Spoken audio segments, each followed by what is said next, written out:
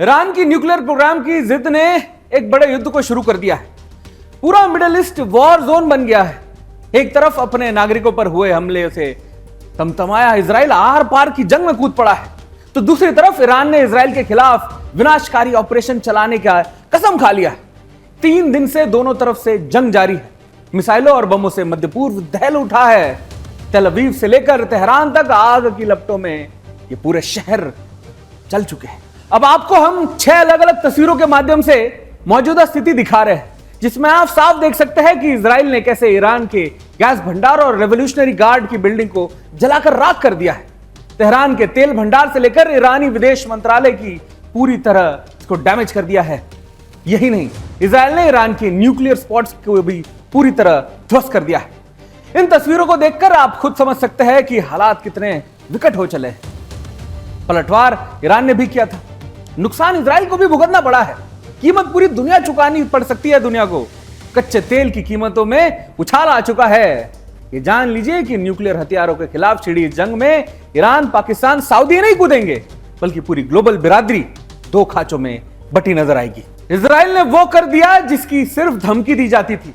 पिछले दिनों से ईरान की धरती पर ऐसा कहर टूटा कि टॉप जनरल और कमांडो से लेकर परमाणु वैज्ञानिक तक मौत के घाट उतार दिए गए। यह सिर्फ हमला नहीं था, यह सीधा सीधा ऐलान था कि इजराइल अब पीछे नहीं हटेगा और ईरान के अंत का काउंटडाउन शुरू हो चुका है। क्या यह युद्ध मध्य पूर्व को तबाही की तरफ ले जा रहा है? क्या यह सिर्फ 2 देशों की लड़ाई है या एक वैश्विक जंग की आहट है? आज हम आपको दिखाएंगे वो विश्लेषण जो आपको कहीं और नहीं मिलेगा। इस विनाशक हमले के पीछे की साजिश, रणनीति और भविष्य का खतरनाक नक्शा देखिए इस खास रिपोर्ट में।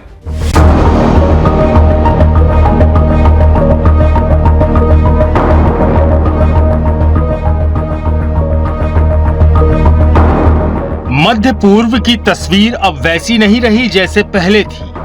बीते 72 घंटे में जो हुआ उसने दुनिया को हिलाकर रख दिया। इजराइल और ईरान के बीच छिड़ चुकी है खुली जंग और इस जंग का हर पल हर वार अब इतिहास लिख रहा है।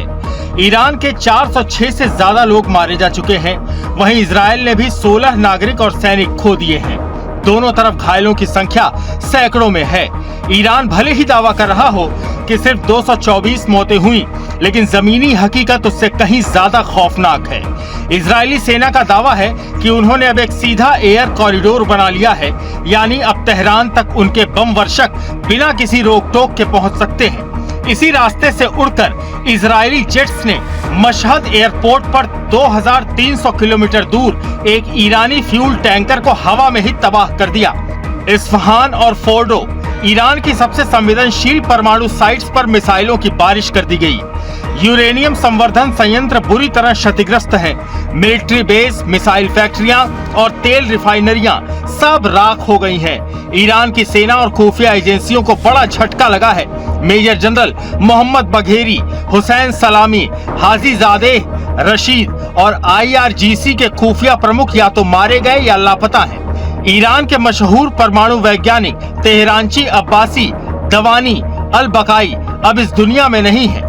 ईरान ने भी जवाब दिया, बेहद करारा।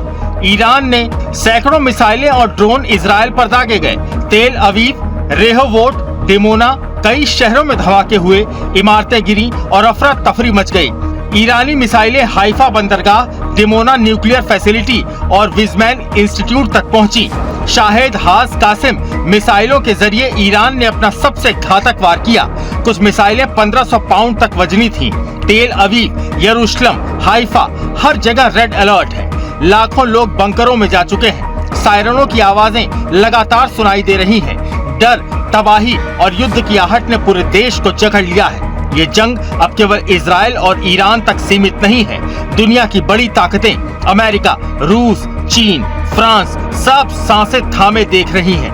तेल, हथियार, सामरिक मोर्चे और कूटनीतिक समीकरण सब कुछ इस युद्ध की लपटों से झुलस सकता है। वहीं इजराइल कह रहा है कि अब खत्म करेंगे और ईरान कह रहा है अब तो जवाब मिलेगा। दुनिया एक बहुत बड़ी जंग के मुहाने पर खड़ी है और मध्य पूर्व अब कभी वैसा नहीं रहेगा जैसा पहले था। Bureau report, Sudarshan news. Middle east में 13 जून से शुरू हुआ इजराइल और ईरान का सैन्य संघर्ष अब खतरनाक मोड़ पर पहुंच चुका है। दोनों देश आमने सामने हैं और युद्ध तेज हो गया है। आइए जाने इस जंग में अब तक क्या क्या हुआ, वो भी सीधे और सटीक। चलिए आपको पूरी स्थिति टाइमलाइन दिखाते हैं, क्या हुआ है वहां पर। देखिए, इजराइल ने ईरान के परमाणु और सैन्य ठिकानों पर बड़ा हमला किया, जिससे ईरान को भारी नुकसान हुआ। ईरान ने जवाबी कार्रवाई में 100 से ज्यादा बैलिस्टिक मिसाइल दागी और इजराइल के कई शहरों में सायरन भी बजे। तेल अवीव, यरूशलेम, हाइफा और बेरशवा जैसे इसमें बड़े शहर मिसाइलों की इन पर बौछार हुई थी। हाइफा पोर्ट और पास के तेल रिफाइनरी पर भी ईरान ने निशाना बनाया, जिससे वहां भीषण आग लगी थी। अब तमरा शहर में भी मिसाइल हमले में 3 नागरिकों की मौत और 14 से ज्यादा घायल हुए हैं। तेहरान में भी अगर ईरान की बात करें तो इजराइल हमले के बाद जो ईंधन डिपो है उसमें आग लगी, जिससे तेल उद्योग प्रभावित हुआ है।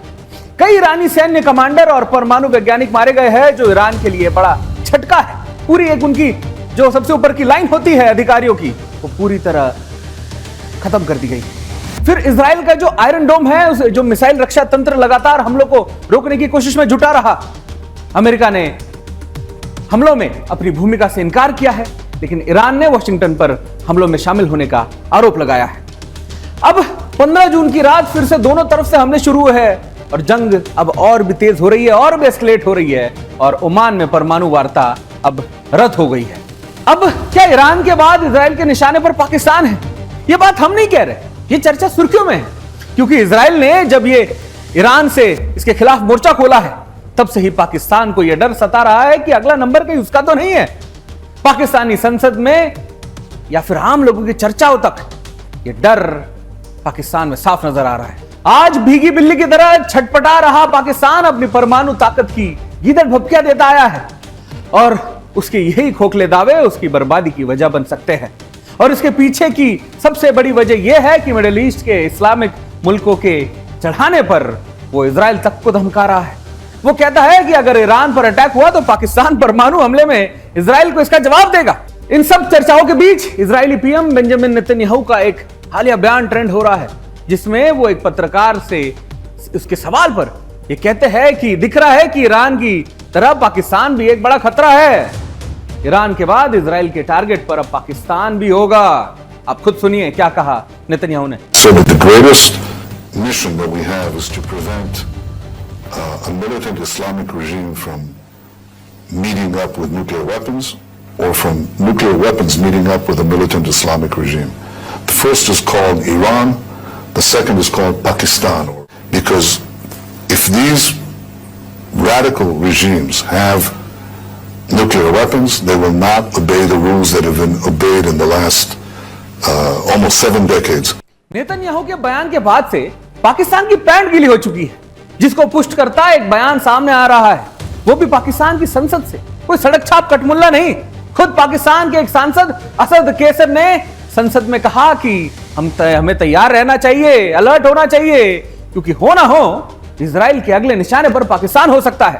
सुनिए एक बार कैसा डर का माहौल है पाकिस्तानी संसद में। खुदा न ख्वास्ता इसके बाद उसकी एडवेंचर, उसकी दूसरा निशाना पाकिस्तान हो सकता है। इसलिए पाकिस्तानी कौम को और पाकिस्तान की हुकूमत की जिम्मेदारी बनती है कि वो जितना अपना सफारती ताल्लुकात या जिस लेवल पे कर सकते हैं वो अपना किरदार जरूर अदा करें। अब तरह तरह की थ्योरी सामने आ रही है, सोशल मीडिया पर तैर रही है।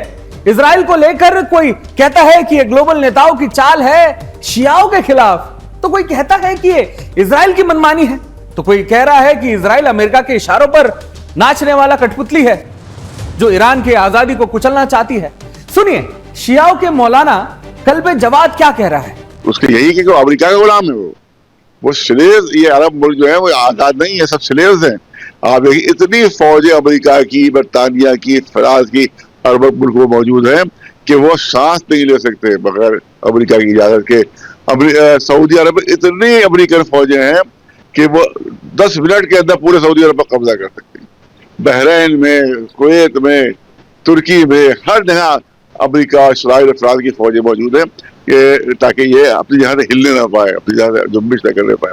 तो ये सब गुलाम बने हुए हैं। और सिर्फ एक मुल्क है जो आज़ाद है, इसका नाम है ईरान। तो एक मुल्क है जो आज़ाद आवाज बुलंद कर रहा है, तो अमेरिका चाहता है कि उसको भी खत्म कर दे, उसको भी मिटा दे। तो एक आवाज उठ रही है जुल्म के खिलाफ, अत्याचार के खिलाफ, उसको भी बंद कर दे। ये असल साजिश है। मैदान जंग में थ्योरी काम नहीं करती। सच तो यह है कि ईरान और इजराइल आमने सामने है और अब दुनिया दो हिस्सों में बंटती नजर आ रही है। एक तरफ ईरान जो कह रहा है कि हम चुप नहीं बैठेंगे और दूसरी तरफ इजराइल है जो साफ कह रहा है कि परमाणु खतरा बर्दाश्त नहीं किया जाएगा। और इन दोनों के पीछे खड़ी है दुनिया की सुपर पावर्स। चलिए हम आपको ग्राफिक्स के माध्यम से समझाते हैं कि अगर जंग छिड़ी तो कौन से देश किसके साथ खड़े होंगे। हम पहले बात करते हैं, देखिए ग्राफिक्स पे चलते हैं। देखिए तो कौन देगा ईरान का साथ? सबसे पहला हिजबुल्लाह लेबनान, ये ईरान का साथ देगा। फिर उसके बाद हम फटाफट देखेंगे सीरिया, ये भी ईरान का साथ देगा। फिर इराक, ये भी ईरान का साथ दे सकता है। और यमन हूती विद्रोही, ये जो संगठन है ये भी इसमें ईरान का साथ देगा। फिर तुर्की, ये तो देश आपने देखा ही है कि किस देश को साथ देगा, हमें बताने की जरूरत नहीं है। और अब कतर, जो भी काफी फाइनेंशियली स्ट्रांग देश है, ये भी ईरान को सपोर्ट करेगा। अब हम बात करते हैं इजराइल की बात करें तो सबसे पहले आप देखिए अमेरिका, जो कि उसका सबसे बड़ा फ्रेंड कहा जाता है। फिर यूनाइटेड किंगडम यूके, यानी जो यूरोपियन देश है, जो वेस्टर्न यूरोपियन देश है, मिडिल ईस्ट यूरोपियन देश है, जैसे फ्रांस वगैरह, ये सब इजराइल के साथ खड़े होंगे। फिर उसके बाद सऊदी अरेबिया, यूएई, बहरीन, मिस्र, ये सब वो देश है जो हम देख सकते हैं कि दुनिया के बहुत बड़े बड़े देश, बड़े बड़े संगठन इसमें दो भागों में बंटते नजर आ रहे हैं। मिडिल ईस्ट में छिड़ी जंग का इंपैक्ट पूरी दुनिया पर पड़ रहा है। भारत भी इससे अछूता नहीं है। कश्मीर से एक वीडियो सामने आया है, वही कश्मीर जो कुछ दिन पहले पहलगाम आतंकवादी हमले का शिकार हुआ था, जब कश्मीरी हंसते हुए कैंडल मार्च निकाल रहे थे। याद करिए ना, जो लोकल कश्मीरियों के आतंकी हमलों में शामिल होने पर सफाई भी दे रहे थे, वो आज ईरान के पक्ष में नारा लगा रहे थे।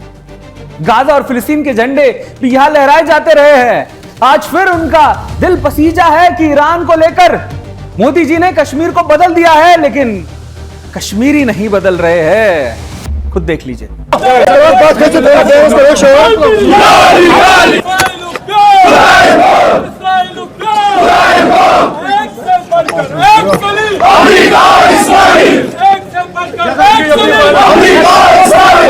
हमला ईरान पर हुआ है, हम इस हमले की पुरजोर मजम्मत करते हैं।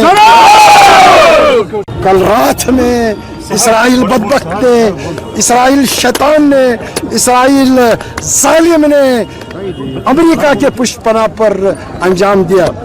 जिस तरह फलस्तीन के मजलूम हम तुम्हारे साथ हैं, फलस्तीन के मजलूम हम तुम्हारे साथ हैं। हम भी भरपूर हिमायत करते हैं ईरान के इस जुर्रतमंदाना कदम को।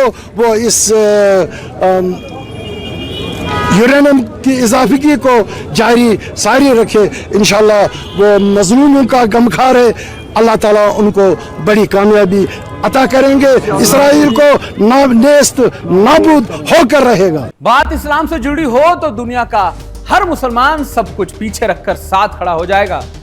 कश्मीर उसका जीता जागता उदाहरण है। एक तरफ कश्मीरियों का ईरानी प्रेम दिख रहा है तो दूसरी तरफ कुछ विदेशी मूल के लोगों ने टंकी की चोट पर इजराइल के समर्थन में जय श्री राम का नारा लगाया है।